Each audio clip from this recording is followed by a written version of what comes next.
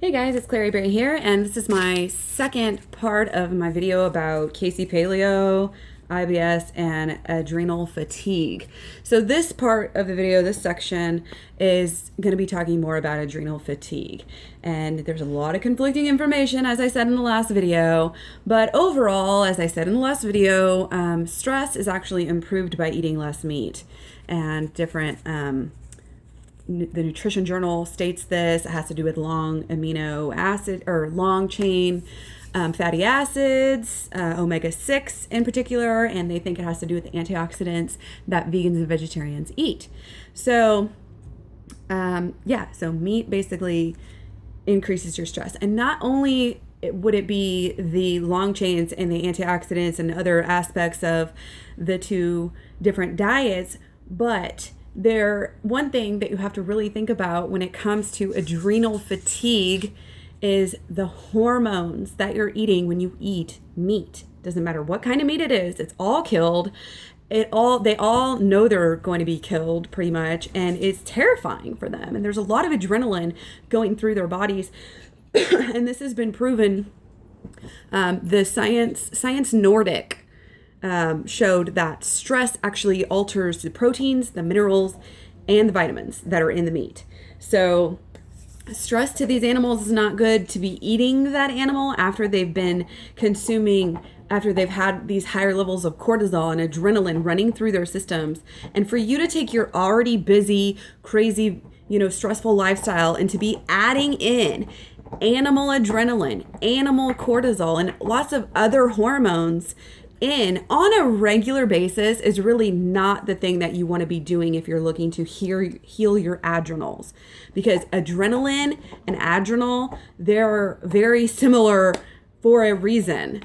The professor of nutritional physiology from a professor of nutritional physiology, as shown on scn.org, shows that fear from the slaughterhouse decreases vitality and sexual potency in humans who eat meat. So it's definitely affecting people who eat it. So that's just one other consideration. I mean, you are what you eat, and this is just one aspect of it. This is not considering all the other bacteria that's in the meat, and drugs and extra fat and all this other stuff, which is not good for us. Eating this stuff, especially the hormones, disturbs our hormonal balance and creates adrenal fatigue, helps to create adrenal fatigue. Another thing that I want to address here is that adrenal fatigue is absolutely linked to low blood sugars, hypoglycemia, and just flat out not eating enough.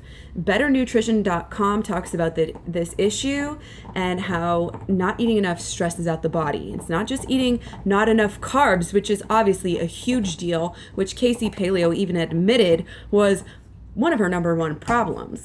But basically, when you're not eating enough and consuming enough, and I would definitely agree that even 2,000 calories is not enough. I don't ever meet my nutritional requirements in 2,000 calories.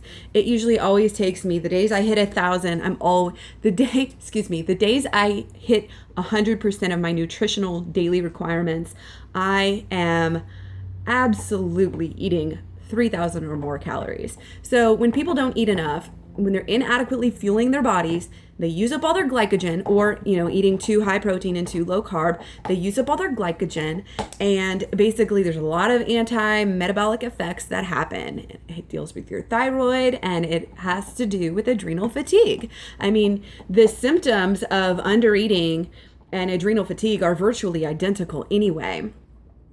So it's just crazy. Not only that, but fat in general, eating a lot of meat and, dairy products can lead to just being overweight. Having a weight gain is an extra stress on your body. It's an extra stress on your mind. It's an extra stress on anything. And the inflammation is a whole nother factor. Inflammation is horrible for almost every disease that you can think of, but it's definitely not good for adrenal fatigue either.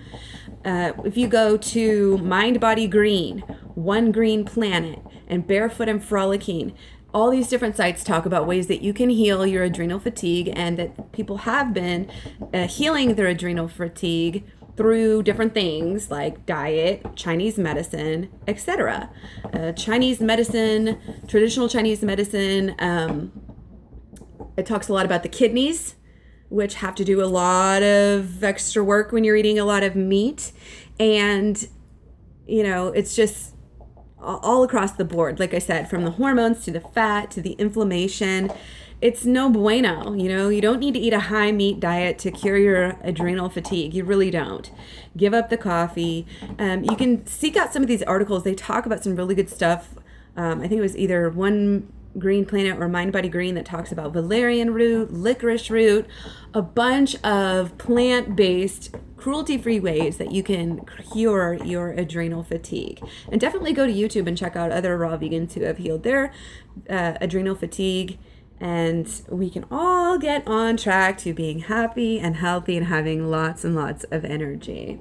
So I hope this video has helped somebody. I don't mean to be picking on anyone, and I'm not trying to be mean. I don't hate Casey Paleo girl. I just disagree with just about everything she says in regards to nutrition. And it's obvious that her diet is not helping her when she's having to give 7 vials of blood to get her blood tests done, and they're not coming back right. And it's just a lose-lose situation for everybody, especially when she's promoting her diet that has led her to these problems.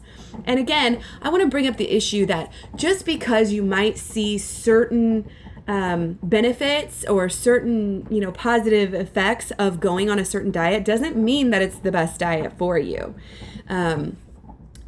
Pretty much anything is better than the standard American diet. So sometimes when people go to, say, paleo diet from the standard American diet, they can see a lot of improvements, but that doesn't necessarily mean that it's a healthy diet for you. It just means that it's a little bit better.